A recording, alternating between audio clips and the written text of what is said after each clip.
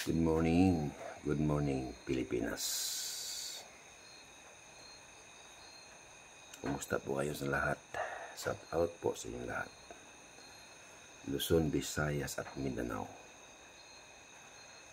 At magandang gabi at good morning dyan sa iba-ibang sulok ng buong mundo.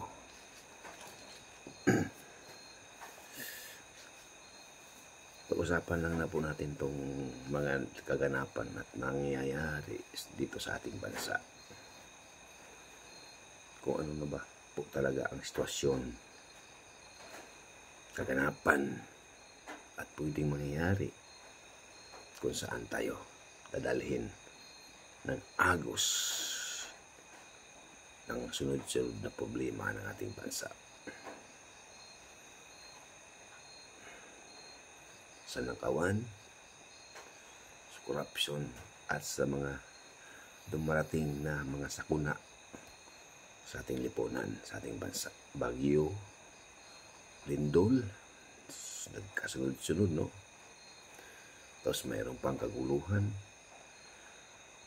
mayroon pang mga korupsyon, naghalo-halo na po ang kalamidad sa ating bansa.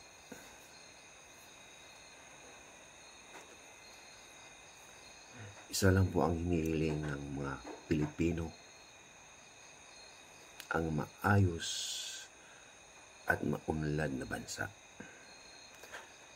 Maayos ang pagpapalakad ng ating bansa, na umunlad ang ekonomiya ng ating bansa. Nang sa ganun, lahat po tayong Pilipino hindi na po magtitiis sa sobrang kahirapan na noon pa danas na ng aming mga magulang. Hanggang sa ngayon po ba, patuloy pa rin ang aming maranasan kung ano ang naranasan ng aming mga magulang noon. Hanggang ngayon ba, dadanasin pa namin ang higit pa ng kanilang naranasan.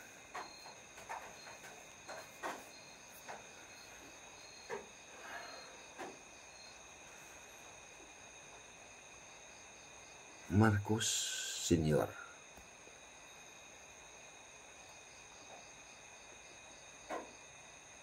Nabutan ko. Sa edad kong ito, hindi man lang ako nakapagtapos dahil sa sobrang hirap ng Marcos. Maganda ang kanyang panukala, pamanakad maganda, pero ang kabuhayan medyo mahina pa. Andito na naman tayo. Marcos na naman tayo. Ito, bumalik na naman ang kahirapan kung saan danas na ang aming mga magulang ng panahon ng Marcos Sr.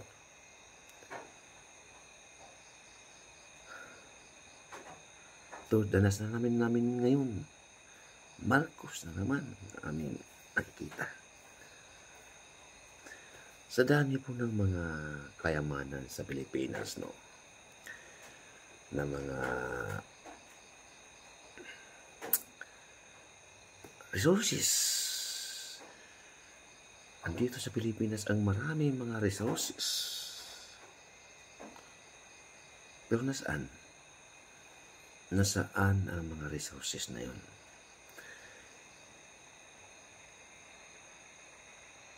Bakit hindi in-upgrade ng gobyerno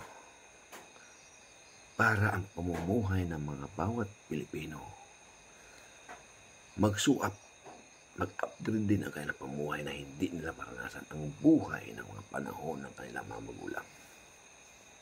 Panahon ng lula. Danas ng aming magulang ang kanilang kahirapan. Danas rin namin ngayon sa kaapu-apuhan ng henerasyon.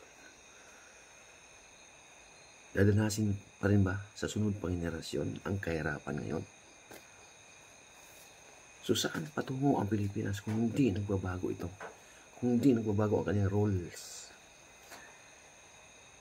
Always down Down. Always down. Naunahan tayo ng ibang bansa. Ang pinakamahirap noon, ngayon mayaman na.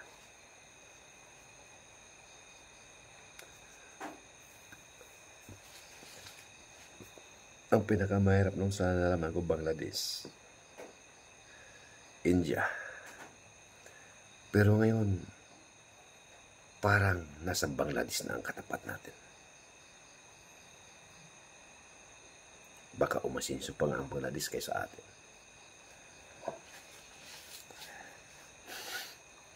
Madaling pagayamanin ang Pilipinas kasi nandito lahat ang mga resources. Ang problema nga lang, yun yung namumuno sa ating lipunan. Yun ang may kakulangan sa mga problema kung paano naging lumit pa rin ang resources ng ating bansa.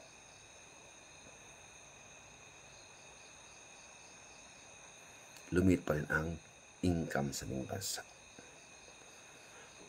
Tumataas ang mga naghihirap. Lumilit ang hanap buhay.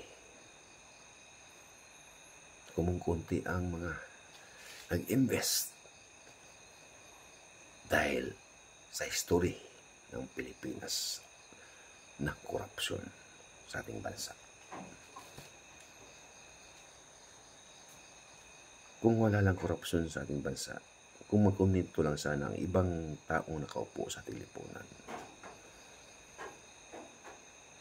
napaka-unlad ang Pilipinas. Dahil ang Pilipinas, nandito ang mga resources.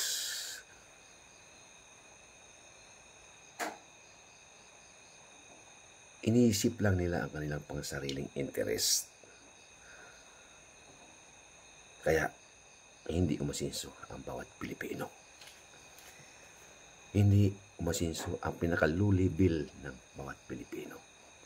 Naging stable, low level pa rin hanggang ngayon dahil sa ating mga namumuno, hindi nila pinalagahan ang binuto at ang buto ng tao para iupo sila sa ating pamalaan.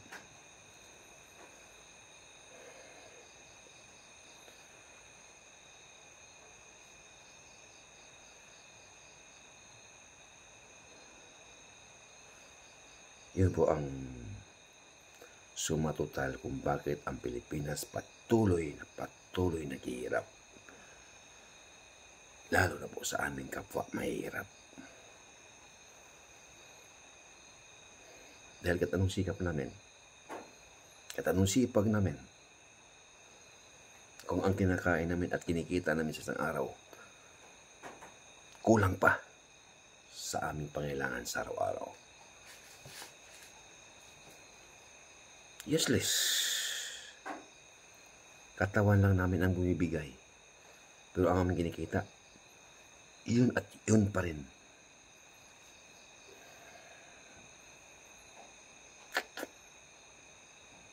Kaya yung mga may anak na 2 pataas, danas at sobrang maranasan ang hirap. Kahit anong sikap, mabibigat ang trabaho.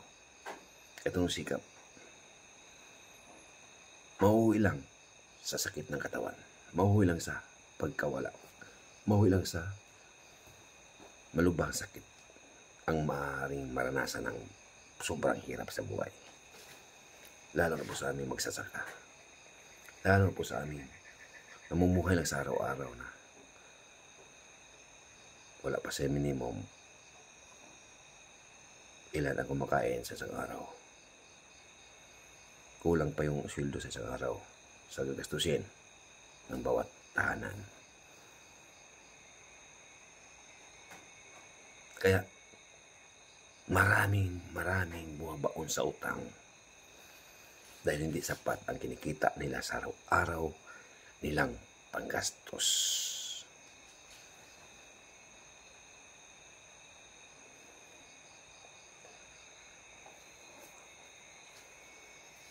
Hanggang kailan? Hanggang saan? Hanggang walang hanggan ba ang aming paghihirap?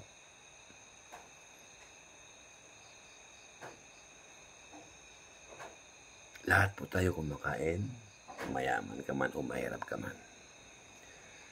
Lahat tayo nangailangan ng makakain. Pero bakit mayroong iilan lang ang nagpapayaman sa kanilang sarili na hindi naman sarili ng pera ang kanilang ginagamit, kundi pera ng sambayan ng Pilipino na pag-asa ng mga magsasaka, inasahan ng mga SSAs, inasahan ng mga members ng isa sa Health at Pag-ibig, mawaldas pa.